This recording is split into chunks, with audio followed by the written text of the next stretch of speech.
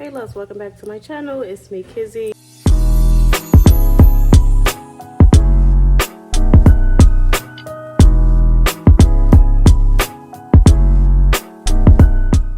I am making dinner. We just got back in the house. We just went to Carlo Cousin's viewing. I guess it's like a memorial service. Tomorrow's the funeral. I think he died maybe a week and a half ago, and it's been nothing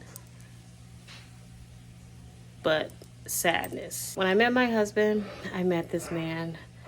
They were really close. My husband, his cousin, they were really close back when we was all in our 20s. I mean, they grew up together, of course, but every time me and my husband used to go out, I know his cousin James was always there with us.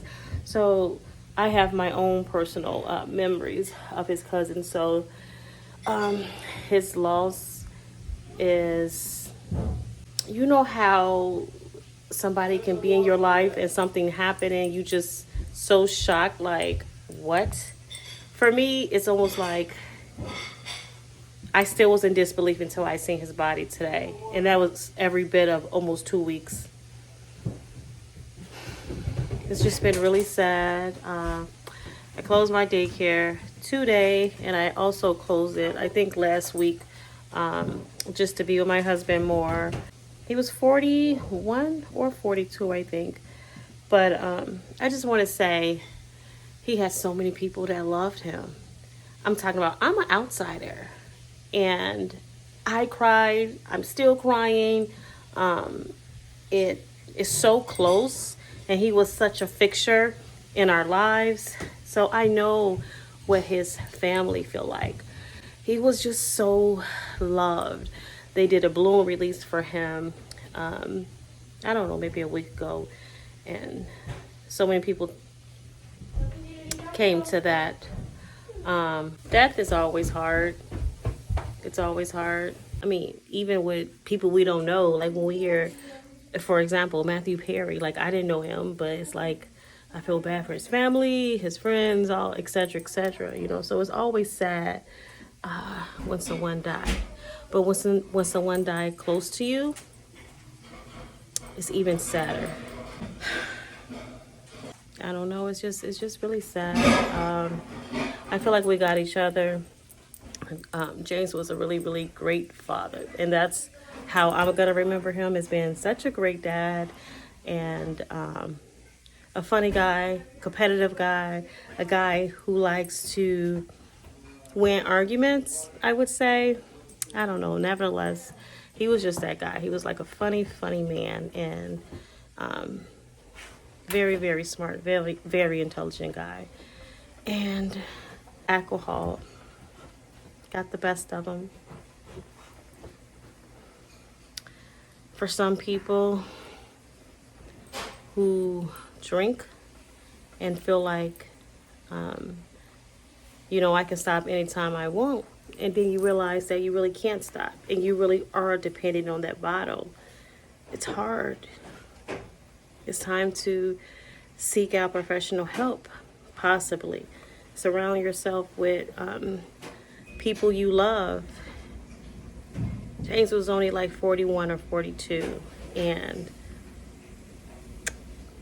we've seen so many transitions with this man. The doctor has given him, I don't know, I think like 2 life sentences, maybe last year and then a couple years ago. And I think he felt like he was winning. And my husband was starting to be back involved with him and be around him more. That was because James reached out to him, and they was able to spend James' last days together. But he never really told my husband, that he think he's gonna die, whatever. Even though he looked very different, moving around very differently, I just want to say, just take care of your bodies, guys. Watch what you put into your bodies. Addiction is hard. When you think you are on top of everything and you think you are winning, and then you realize you're not, addiction is very hard.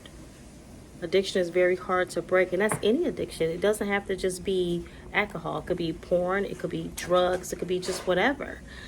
So saying that, I feel like I was telling my husband's family, I feel like James' death should open up a lot of people's eyes, not just for drinking, but what we about to make of this time we got here.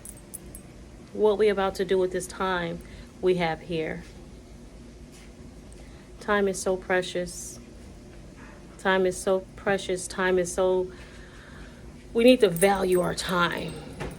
Value our time in our day. Value who we are allowing in our space. You know, just looking at everything just from a whole different point of view.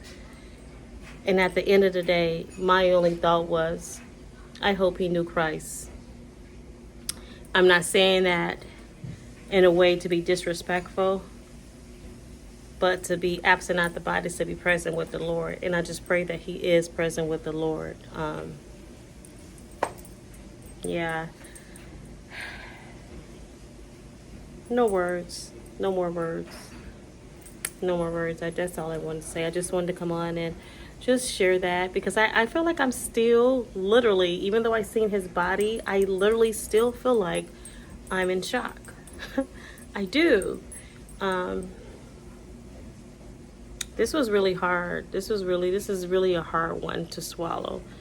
But yeah, I'm gonna add a couple of pictures. I don't know, maybe some videos that we have of James. I think they should be in my phone. We was having like little Christmas parties or little gatherings at our home, and James attended everything we've ever had. Even when he walked so slow, even when he really didn't want to come out, he attended everything my husband and I ever had at this house. Not this house in particular, like our anniversary parties, Christmas parties, or just to come over to hang out. He literally was that guy who always showed up. Value your surroundings. Love on your family, love on your friends. We just don't have any more room for animosity. We don't have any more room to hold grudges and be evil and hateful to one another. I know his addiction was a year's thing that was ongoing, but you have the power right now, some of you, to change your mind and change your situation. I feel like his death should bring about awareness of us, right? Just